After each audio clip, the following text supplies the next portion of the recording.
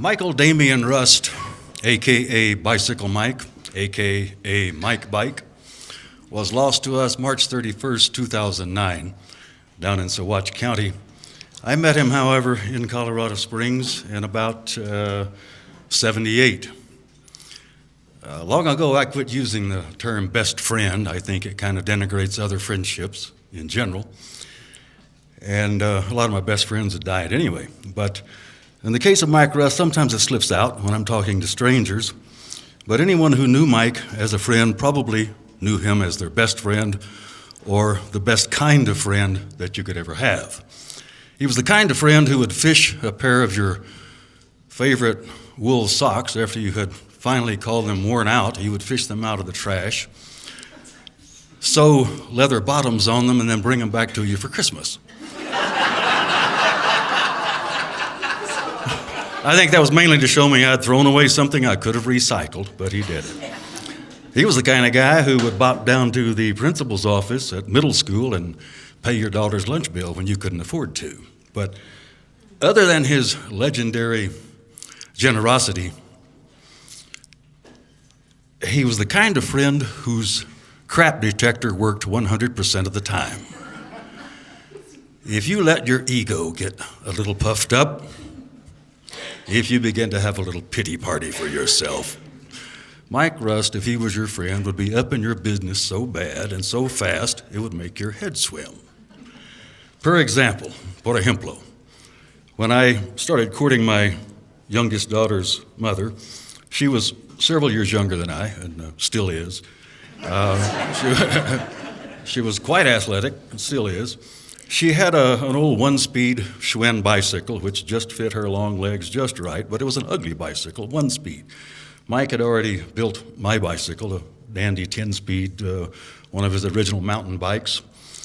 And so I took her bike to Mike, and I said, Mike, do an upgrade on Kathy's bike. And he says, well, what do you have in mind? What's the criteria here? And I said, well, you made my bike, and hers is just a one-speed, and I'd kind of like for her to be able to keep up when we ride. And he said, oh, I'll just flatten one tire on hers and give it back to her the way it is. That was my best friend. Yeah. Some years later, I had a very sporty motorcycle, a BMW. Mike told me that BMW did not stand for British or Bavarian Motor Works, it stood for Bring My Wallet. And I broke down out in Kansas on that bike. I lost the chain twice. I won't go into how that happened. It wasn't the middle of nowhere like most people break down in Kansas, but I could see it from where I was broken down. This spun off into 2 more days in the motel and getting a farmer to fix my chain and going to the implement store and all kinds of crazy things like that. Well, I got back. I limped up to Mike's place in Saguache, and he was putting a new chain, 2 new sprockets on my BMW. And I said, Mike, in addition to that little tool pack that's under the seat, if I'm going to really ride this bike long distances, and I had a couple of 700-mile days on it, I said, what kind of toolkit, auxiliary toolkit, as a minimum should I carry? He says, for you, cell phone and a credit card. That was my friend. And then when I began to get Social Security money, well, I was discussing that with Mike, and I mean, $657.32 every month was more than either of us was used to seeing, you know, and I'm going to get this every month, and I was just wondering, oh, what will I do? What will I do? And Mike says, I've got an idea, Inspector. Why don't you travel around and write books? Well, I mean, that had been my plan since I was old enough to read, but then people quit reading, so that, there you go. Mike had, he had sort of his own language, his own usage of language. Trustafarian, that was one of his words. You can kind of imagine what a Trustafarian is. That's the kids with dreadlocks and a Gucci bag, you see. That's a Trustafarian. Lunches was a big word in his vidiots. Vidiots, those are kids who spend all of their time watching video screens. I Spanglicized that word for a couple of chamacos down in Veracruz. I made it videotas. They acted like they didn't know what I meant, but grandmother gave me the nod and the grunt. Videotas. Lunches, that was a big word in his vocabulary. If you ride bicycles long distances, lunch or snacks become very important. It's more important than miles per gallon. You only get so far on a lunch or a snack, and if you run out of food and electrolytes, you bonk. And when you get the bonk, you're bonked. Your legs turn to rubber, you get off your bike, and you can't stand up anyway. Several of us took a tour over to the Western Slope one time. We ran out of lunch money, and we invested in a big can of beans and some bad tortillas and got a job, all of us, picking plums, prune plums they were.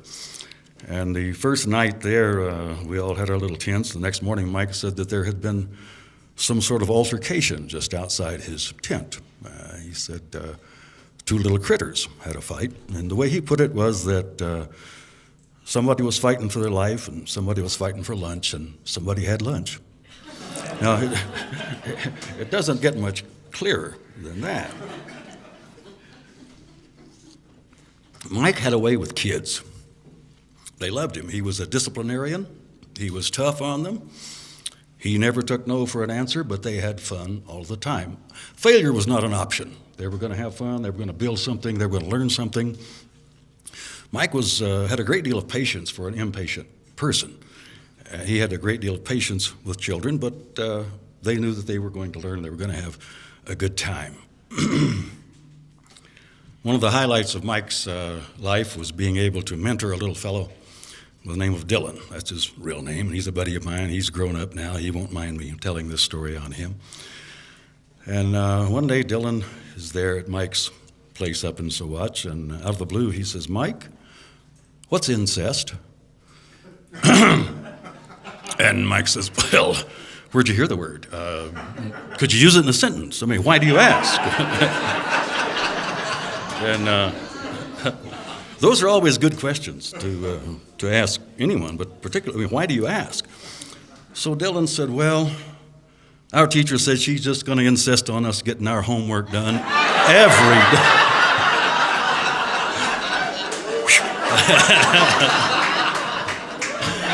Hey, goodness, going to get our homework done every day. Yes, sir.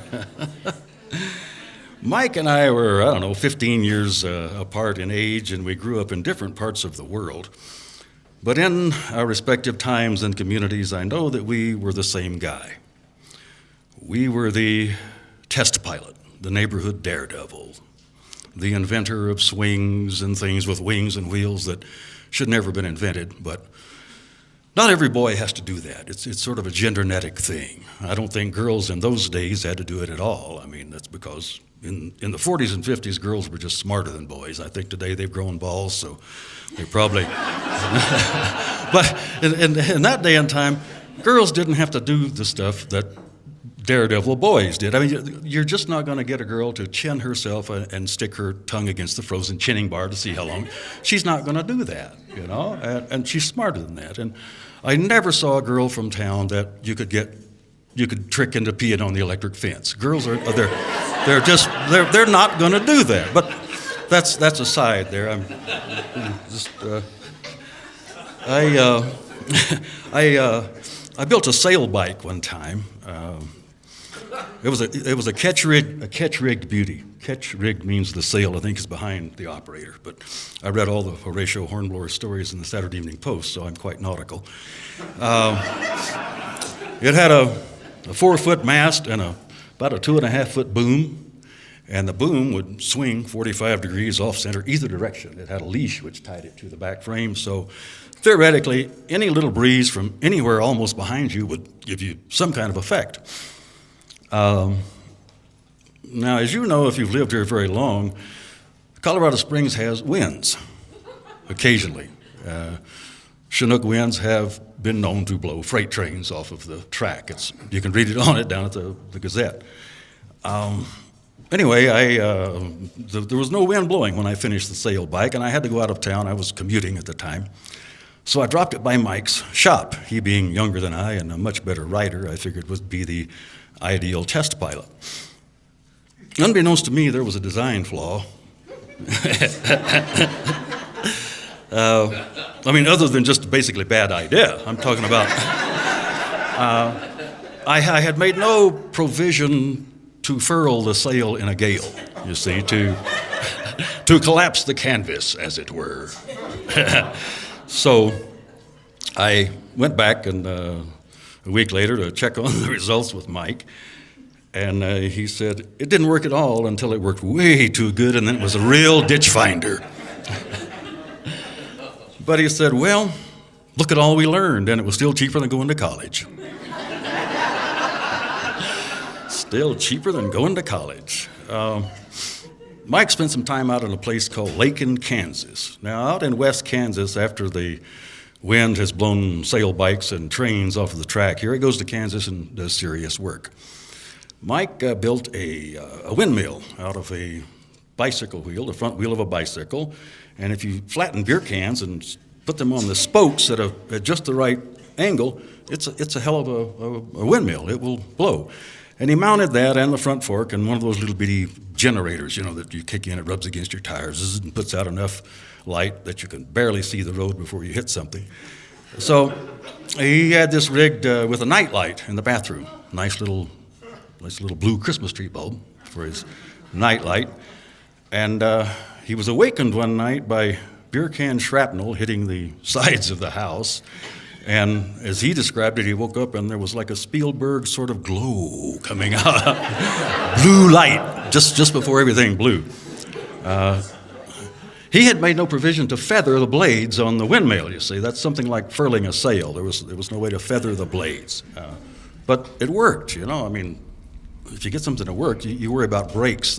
We thought about an anchor on the bike, but that really, we had second and third and even fourth thoughts about that. We didn't do it that way. The Mikey. With kids, there were snacks, after-school snacks, before-school snacks, between meal snacks, and he would prepare these snacks for the kids with a great deal of fanfare. Mike was quite theatrical, as you can tell by his art bicycle here. And it may only be opening a can of tuna for the kids, but observe, I will stand at all times directly over the center of the earth, and never once will my hands leave my wrists. Now, why wouldn't a kid want some of that tuna fish and crackers? That's a magic can of tuna. Popcorn, that was another great snack for the kids. And I had scored him an old popcorn popper that pops in air, and some of them would fly out. And Rosie and Mike and the kids made a game of if you catch one in the air or if you're the first one. Everything was a game with Mike. With the kids, they were always interested. We painted houses together from time to time and did other chores. And in residential neighborhoods, kids are just attracted to workmen they're there in the way. And Mike would give them a job. He would employ them. And I think it was more work for Mike to keep the kids busy than the kids accomplished, but he was good at that. And he would have them running for this and running for that, and he paid them. Not very well, but then they weren't doing much either. He would pay them as long as they were doing something, and he kept them real busy, so pretty soon they would get tired and go home.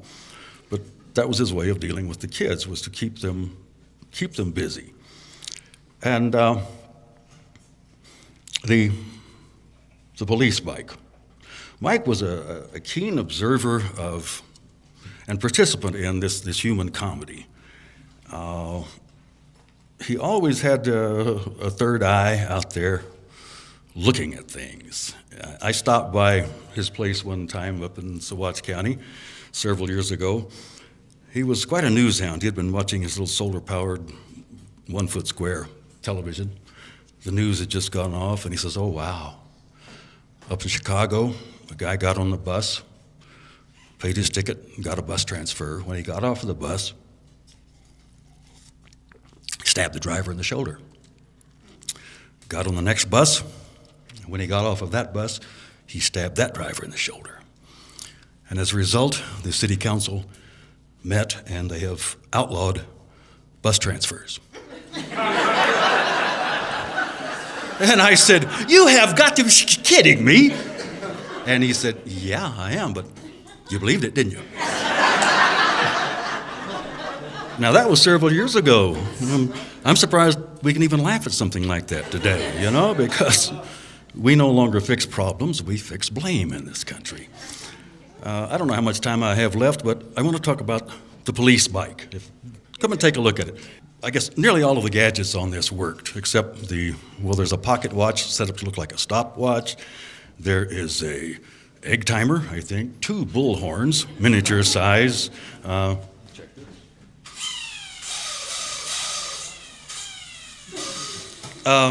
The saddlebags, I like those a lot. The saddlebags are made out of antifreeze jugs with the label pulled off. They're white.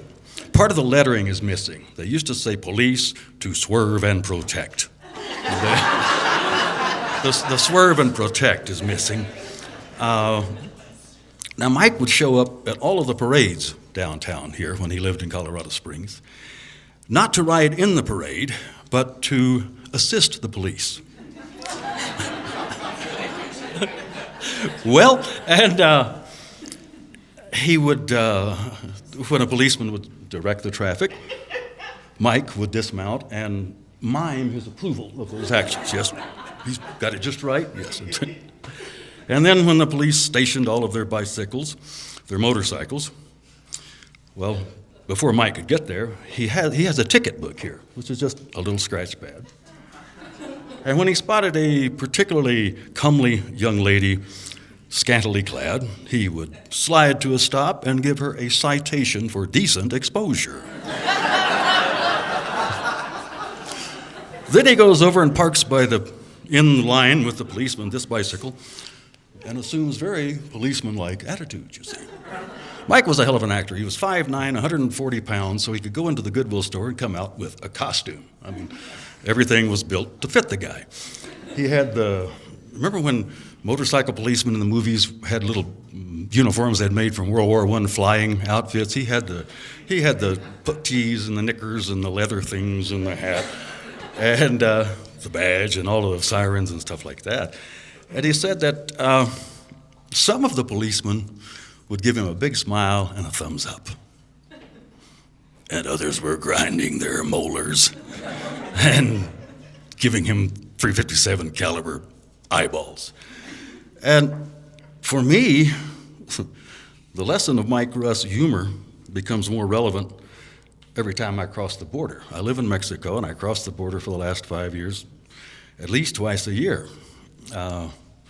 I don't know why, but anymore I just sort of feel like the policeman really isn't my friend like he was when I was a kid. I think he looks at me like I might be a terrorist or something every time I cross the border, or if I'm not just crossing the border, I might be walking to my dad's house in Florida and get mistaken for an intruder. Be that as it may, I think that it doesn't take a genius to realize we've got some problems in this country. It takes some smart people, I think, to figure out where we're going, but in my own life,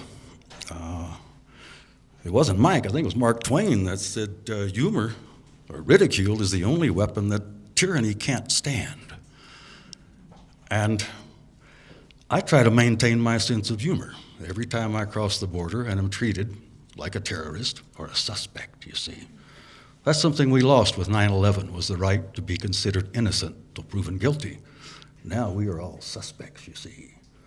And anyone, policeman, wannabe cop, neighborhood watch, they have a right to stop you and question you, right? And you better answer them the way they want answered right now. I think, unfortunately, that's where we're coming to. When the officer asked me, "What do you do in Mexico?" I use a Mike Bike answer. "Oh, what do I do about what?"